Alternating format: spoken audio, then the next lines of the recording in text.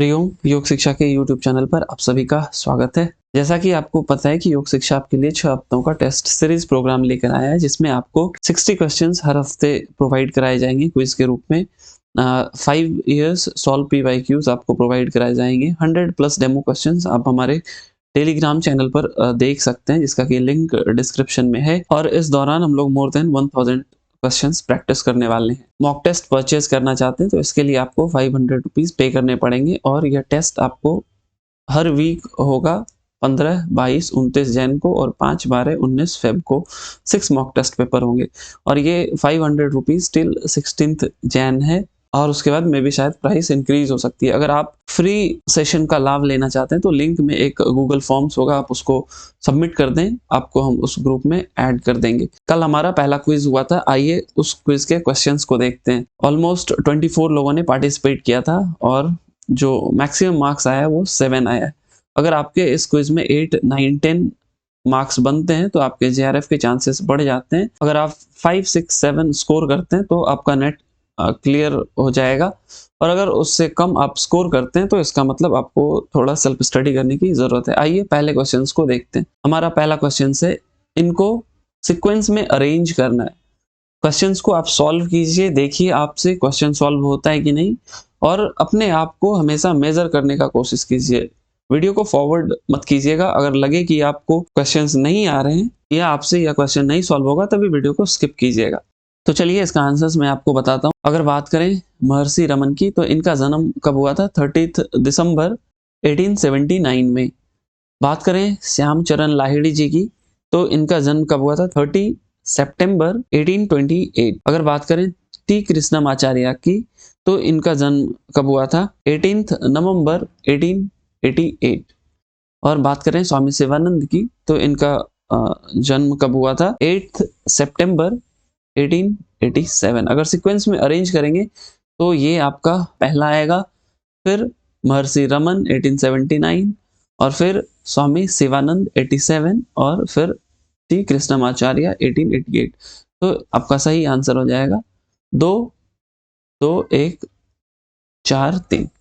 तो आपका B answer हो जाएगा। अगले प्रश्न की ओर चलते हैं। अगला प्रश्न है हमारा, किससे सिद्धि नहीं मिलती है? अगर आपको क्वेश्चन देख के यह समझ में नहीं आ रहा है कि यह क्वेश्चन कहाँ से पूछा गया है, तो आपको बहुत तैयारी करने की जरूरत है। क्वेश्चन आपके पतंजल योग सूत्र के कैवल्य पाद से पूछा गया है ना, जिसका पहला श्लोक क्या है? जन्म औषधि मंत्र तपः समाधिजा सिद्धिया।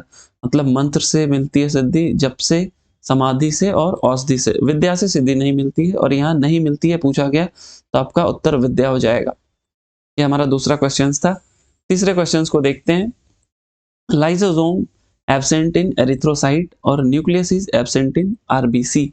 अगर RBC की बात करें तो RBC को ही हम लोग एरिथ्रोसाइट कहते हैं, और RBC में दोनों चीज नहीं होती है ना, लाइसोसोम एंड न्यूक्लियस दोनों नहीं होती है। तो इसका आंसर क्या हो जाएगा? 1 and 2। करेक्ट ऑप्शन पूछा है तो 1 and 2 हो जाएगा। अगले प्रश्न की ओर चलते हैं। अगला प्रश्न, शिव संहिता। जैसा कि हम लोग जानते हैं, शिव संहिता माता पार्वती और भगवान शिव के बीच का संवाद ग्रंथ है, जिसमें कि 5 पटल हैं। अगर बात करें प्रथम पटल की, तो प्रथम पटल में हम लोग को मुक्ति के लिए प्रचलित सिद्धांत क्या है, संसार के 3 प्रकार क्या हैं, सृष्टि के उत्पत्ति क्रम की चर्चा की गई है, माया की 2 शक्ति, और भी कुछ चीजें। द्वितीय पटल की बात करें तो द्वितीय पटल की विषय वस्तु आपकी क्या है? नाड़ी तंत्र, वैश्वानर अग्नि, और भी इसमें बहुत कुछ है ना।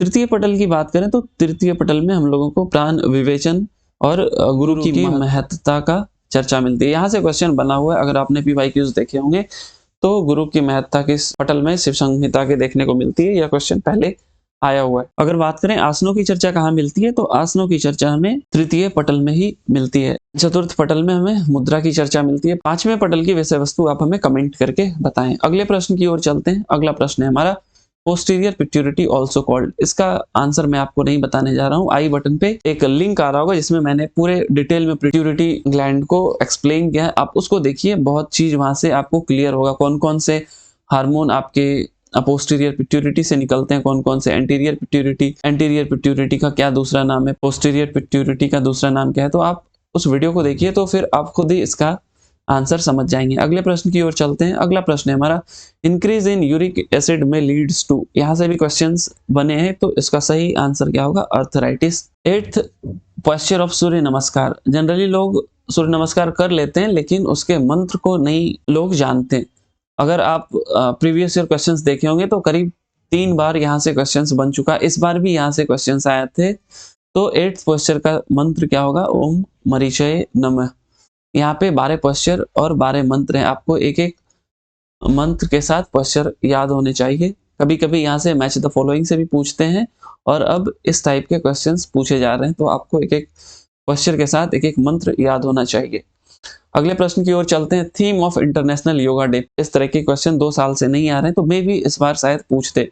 तो 2022 का थीम क्या था? Yoga for humanity. अगर बात करें लास्ट ईयर की, 2021 के लिए योगा फॉर वेलनेस थीम थी। नेक्स्ट क्वेश्चंस की ओर चलते हैं।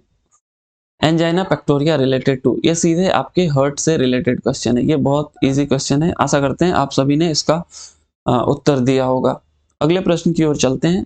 इस क्वेश्चन को थोड़ा ध्यान से देखेंगे। यहाँ पे जो स्टेटमेंट दिया हुआ है ना, नतस्य रोगो नजरान मृत्यु प्राप्तस्य योगाग्नि मयम शरीरम, ये बहुत फेमस वाक्य है। पहले तो यह वाक्य आपको पता होना चाहिए कहाँ से, ये आपके श्वेताश्वतर उपनिषद से है ना, श्वेताश्वतर उपनिषद से है।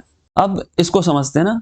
पृथ्वी याप्य तेजो अनिले समुत्थिते पंचात्मके योग गुणे प्रवृत्ते। अगर इसके हिंदी अर्थ को देखें तो उस योगी को न रोग होगा, ना ही वृद्धा अवस्था होगी, और ना ही उसकी असामयिक मृत्यु होगी। लेकिन ये प्राप्त किससे होगा? ये जो स्टेटमेंट आपको बताया, क्या यह सही स्टेटमेंट है क्या?